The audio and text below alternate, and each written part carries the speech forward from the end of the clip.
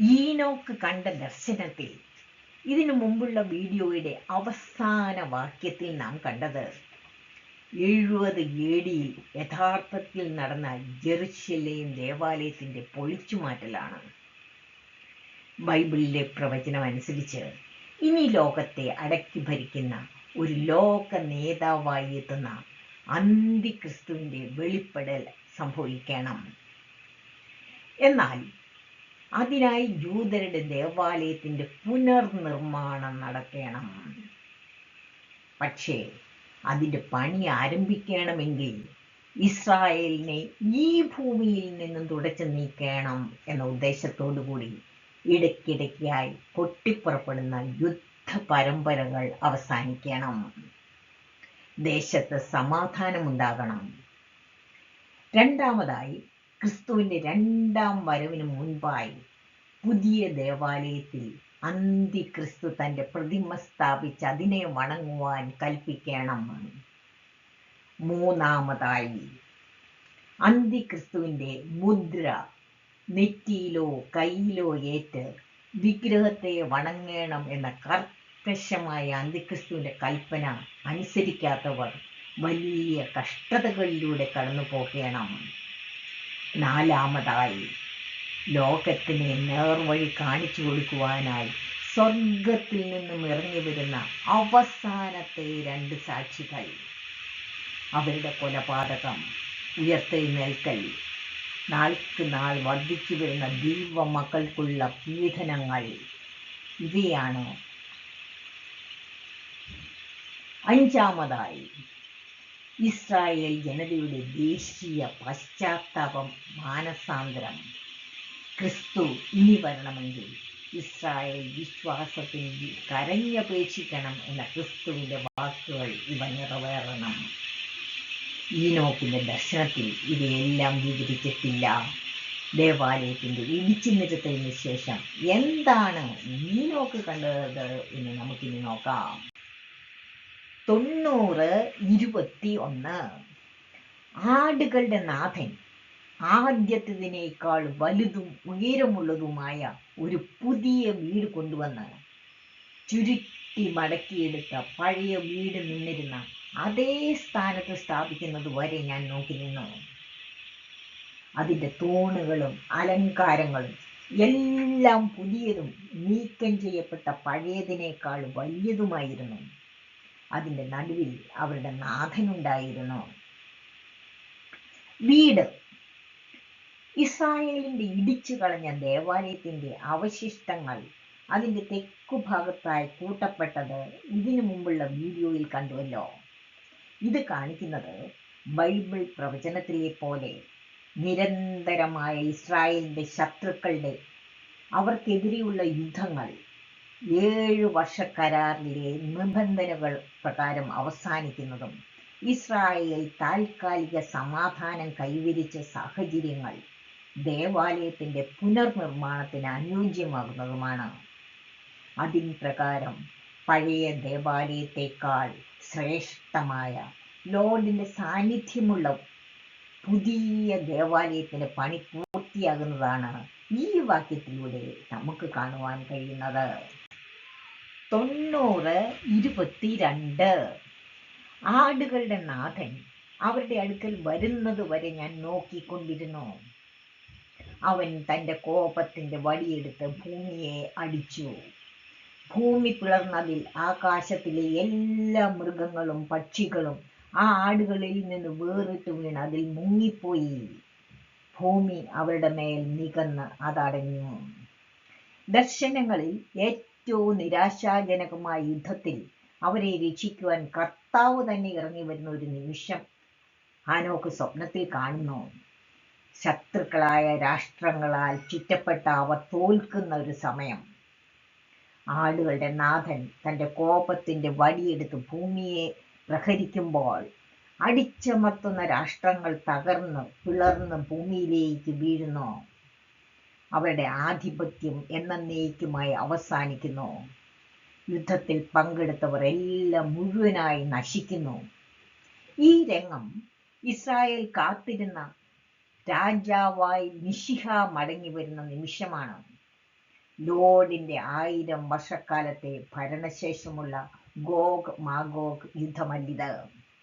അതിനു മുൻപുള്ള യേശുവിന്റെ രണ്ടാമത്തെ വരവിന് വഴിയൊരുക്കുന്നതിനുള്ള ദേശീയ ഇസ്രായേലിനെ മനസ്താപത്തിന്റെയും പ്രായശ്ചിത്തത്തിന്റെയും ഘട്ടത്തിലേക്ക് നയിച്ച് ഒരിക്കൽ തള്ളിക്കളഞ്ഞ അവരെ കൊണ്ട് തന്നെ യേശുവിനെ വിളിച്ച് കരയിപ്പിക്കാൻ വേണ്ടിയുള്ള യുദ്ധമാണിത്. 2 പ്രധാന അന്ത്യകാല യുദ്ധങ്ങളിൽ ആദ്യത്തേതിനെയാണ് ഈനോക്ക് 3:18 വിവരിക്കുന്നത്. ഈ പോരാട്ടത്തിൽ പക്ഷികളായും വന്യമൃഗങ്ങളാലും പ്രതീകപ്പെടുത്തുന്ന ഇസ്രായേലിന്റെ ശത്രുക്കളെ ഒരു വലിയ ഭൂകമ്പത്താൽ നശിപ്പിക്കപ്പെടുന്നു. ഭൂമി പിളർന്നവരെ വിഴുങ്ങുന്നു. അവസാന ഗോഗ് മാഗോഗ് യുദ്ധത്തിൽ രാഷ്ട്രങ്ങൾ നശിപ്പിക്കപ്പെടുന്നത് ഭൂകമ്പത്താൽ അല്ല, മറിച്ച് സ്വർഗത്തിൽ നിന്നുള്ള തീയാലാണ്. വ്യത്യസ്ത നാശത്തിന്റെ രീതികൾ ഇവ 2 വ്യത്യസ്ത അന്ത്യകാല സംഭവങ്ങളാണെന്ന് കാണിക്കുന്നു. ആദ്യത്തെ അന്ത്യകാല യുദ്ധത്തെക്കുറിച്ചും ലോർഡിന്റെ ഭൂകമ്പ വിധിയെക്കുറിച്ചും ക്രിസ്തുവിന്റെ 1000 ആണ്ട് ഭരണത്തെക്കുറിച്ചും അതിനുശേഷമുള്ള രണ്ടാമത്തെ ഗോഗ് മാഗോഗ് യുദ്ധങ്ങളെക്കുറിച്ചും ബൈബിളിൽ പരാമർശിച്ചിട്ടുണ്ട്. സക്കറിയ 14, വെളിപ്പാട് 11:16, യെശയ്യാ 29. ഇതിലെ ഭൂകമ്പങ്ങൾ ആദ്യത്തെയും, വെളിപ്പാട് 20, 2 പത്രോസ് 3, മാലാഖി 4 ഇവയിലെ പ്രവചനങ്ങൾ രണ്ടാം അഗ്നിവിധിയുമായി യോജിക്കുന്നു. ബൈബിൾ വായിച്ചിട്ടില്ലാത്തവർക്കായി കുറെ കൂടി വിശദമായി അടുത്ത സ്ലൈഡിൽ കൊടുത്തിട്ടുണ്ട്. ലോർഡ് പറയുന്നു, എല്ലാ രാജ്യങ്ങളെയും ഞാൻ ഇസ്രായേലിനെതിരെ യുദ്ധത്തിനായി ഹർമഗെദോൻ എന്ന സ്ഥലത്ത് ഒന്നിച്ചു കൂട്ടും. അതായത് ഇന്നത്തെ വടക്കൻ ഇസ്രായേലിലെ മെദിഗോ താഴ്വരയിൽ. പട്ടണം അവർ പിടിച്ചെടുക്കും. വീടുകൾ കൊള്ളയടിക്കപ്പെടും. സ്ത്രീകളെ അവർ പീഡിപ്പിക്കും. പട്ടണത്തിലെ പകുതി ജനങ്ങളെ അവർ തടവിലാക്കി കൊണ്ടുപോകും. ശേഷിക്കുന്നവരെ ഛേദിച്ച് കളയുകയുമില്ല. അന്ന് ലോർഡ് അവരോട് നേരിട്ട് യുദ്ധം ചെയ്യുവാൻ ഇറങ്ങി വരും. അദ്ദേഹത്തിന്റെ കാൽ ഒലിവ് മലയിൽ ചവിട്ടുമ്പോൾ ഒലിവ് മല കിഴക്കു പടിഞ്ഞാറായി നടുവേ പിളർന്ന് ഏറ്റവും വലിയൊരു താഴ്വര രൂപാന്തരപ്പെടും. ജനങ്ങൾ അവിടേക്ക് ഓടിപ്പോകും. ഇന്നേ വരെ ഉണ്ടാകാത്ത വിധത്തിൽ വലിയ ഇടിമുഴക്കത്തോടും മിന്നലിനോടും ലോകമെമ്പാടും ബാധിക്കുന്ന വലിയൊരു ഭൂകമ്പമുണ്ടാകും. മഹാനഗരം 3 അംശമായി പിരിയും. ജാതികളുടെ പട്ടണങ്ങളും വീഴും. സകല ദ്വീപും മലകളും കാണാനില്ലാതെയാകും. കൽമഴ ആകാശത്ത് നിന്ന് മനുഷ്യരുടെ മേൽ പെയ്യുമ്പോൾ മനുഷ്യർ ദൈവത്തെ ദുഷിക്കും. ഇതാണ് 2 അന്ത്യകാല യുദ്ധങ്ങളിൽ ആദ്യത്തെ ഭൂകമ്പ വിധിയെക്കുറിച്ച് ബൈബിളിൽ പരാമർശിച്ചിരിക്കുന്നത്. ഇസ്രായേൽ ജനതയുടെ കണ്ണു തുറപ്പിക്കാനുള്ള യുദ്ധമാണിത്. ഇനി നമുക്ക് അവസാനത്തെ യുദ്ധത്തെക്കുറിച്ച് ബൈബിൾ എന്താണ് പറയുന്നത് എന്ന് നോക്കാം. ക്രിസ്തുവിന്റെ 1000 വർഷക്കാലത്തെ ഭരണം തുടങ്ങുന്നതിന് മുമ്പായി പിശാച്, സാത്താൻ എന്നീ പേരുകളിൽ അറിയപ്പെടുന്ന ഹൗവായെ ചതിച്ച ആ പഴയ പാമ്പിനെ 1000 വർഷത്തേക്ക് പിടിച്ചു കെട്ടി അഗാധ ഗർത്തത്തിലേക്ക് തള്ളി അതിന് മുദ്രയിടുന്നു. ബന്ധനസ്ഥനായ അവനെ 1000 വർഷക്കാലം കഴിയുമ്പോൾ തുറന്നുവിടും. അപ്പോൾ അവൻ സംഖ്യയിൽ കടൽപ്പുറത്തെ മണൽ പോലെയുള്ള ഗോഗ് മാഗോഗിനെ ഇസ്രായേലിനെതിരെ യുദ്ധത്തിനായി തയ്യാറാക്കുവാനായി ഭൂമിയുടെ 4 ദിക്കുകളിലുമുള്ള ജാതികളെ വശീകരിച്ച് ഒത്തുകൂട്ടുവാൻ ഇറങ്ങിത്തിരിക്കും. അവർ വിശുദ്ധന്മാരുടെ പാളയത്തെയും യഹൂദ ദേശത്തെയും വളയും. അപ്പോൾ സ്വർഗത്തിലെ ദൈവത്തിൽ നിന്നും അഗ്നി ഇറങ്ങി വന്നവരെ നശിപ്പിക്കും.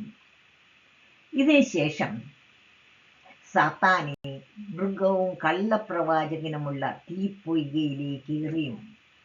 അവർ എന്നേക്കും രാപ്പകൽ ദണ്ഡനം അനുഭവിക്കും. ഈ രണ്ട് മഹായുദ്ധങ്ങൾ തമ്മിലുള്ള വ്യത്യാസങ്ങൾ: ഒന്നാമതായി, ഇസ്രായേലിനെതിരെ രാജ്യങ്ങളെ ഒരുമിച്ച് കൂട്ടുന്നത് ആരാണ് എന്ന് നമുക്ക് ആദ്യം നോക്കാം. ആദ്യ മഹായുദ്ധത്തിൽ ഇസ്രായേലിന്റെ കണ്ണ് തുറപ്പിക്കുവാൻ ലോർഡ് തന്നെയാണ് അത് ചെയ്യുന്നത്. എന്നാൽ രണ്ടാം മഹായുദ്ധത്തിൽ അത് ചെയ്യുന്നത് ബന്ധനത്തിൽ നിന്നും അഴിച്ചുവിട്ട സാത്താനാണ്. എന്താണ് അതിന്റെ പിന്നിലെ ഉദ്ദേശം? ക്രിസ്തുവിന്റെ 1000 വർഷത്തെ ഭരണത്തിൽ പ്രവേശിക്കുവാൻ അർഹതയില്ലാത്തവരെ നീക്കിക്കളയുക. മനുഷ്യർ സൃഷ്ടിക്കപ്പെട്ടതു മുതൽ ഇതുവരെ ഉണ്ടായിട്ടില്ലാത്ത ഒരു ഭയങ്കരമായ ആഗോള ഭൂകമ്പം വഴി അർഹതയില്ലാത്ത വിജാതീയരെയും യെരുശലേമിലെ പകുതിയെ നശിപ്പിച്ച് ഇസ്രായേൽ ജനതയുടെ ശേഷിപ്പിന്റെ കണ്ണു തുറപ്പിച്ച് പശ്ചാത്തപിച്ചവരെ കൊണ്ട് ഒരിക്കൽ അവർ നിരസിച്ച യേശുവിനെ കരഞ്ഞു വിളിപ്പിക്കുവാൻ, അങ്ങനെ നിങ്ങൾ എന്നെ വിളിക്കുന്നത് വരെ ഞാൻ വരികയില്ല എന്ന യേശുവിന്റെ വാക്കുകൾ നിറവേറുവാൻ. 3. വിധിയിലുള്ള വ്യത്യാസം.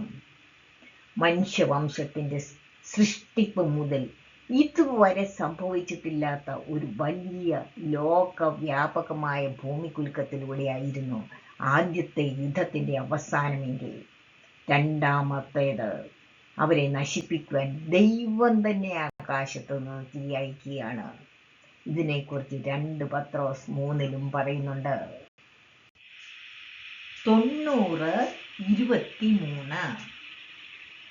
പിന്നെ മനോഹരമായ ഒരു ദേശത്ത് ഒരു സിംഹാസനം സ്ഥാപിക്കപ്പെടുകയും ആടുകളുടെ നാഥൻ അതിൽ ഇരിക്കുകയും ചെയ്യുന്നതുവരെ ഞാൻ നോക്കിക്കൊണ്ടിരുന്നു. അവർ മുദ്രയിട്ട എല്ലാ പുസ്തകങ്ങളും എടുത്ത് ആടുകളുടെ നാഥന്റെ മുമ്പാകെ കൊണ്ടുവന്ന ആ പുസ്തകങ്ങൾ തുറന്നു.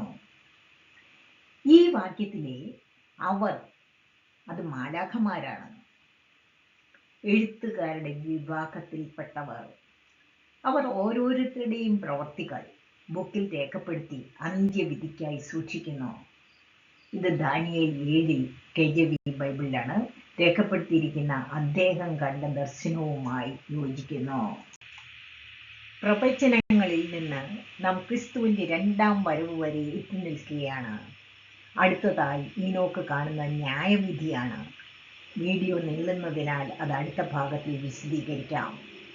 നിങ്ങളുടെ ബൈബിൾ പഠനത്തിന് ഇത് സഹായകരമാണെന്ന് തോന്നുന്നുവെങ്കിൽ സബ്സ്ക്രൈബ് ചെയ്ത് നോട്ടിഫിക്കേഷനിൽ ഓൾ അമർത്തിയാൽ പബ്ലിഷ് ചെയ്താൽ ഉടൻ തന്നെ നിങ്ങൾക്കത് ലഭ്യമാകും.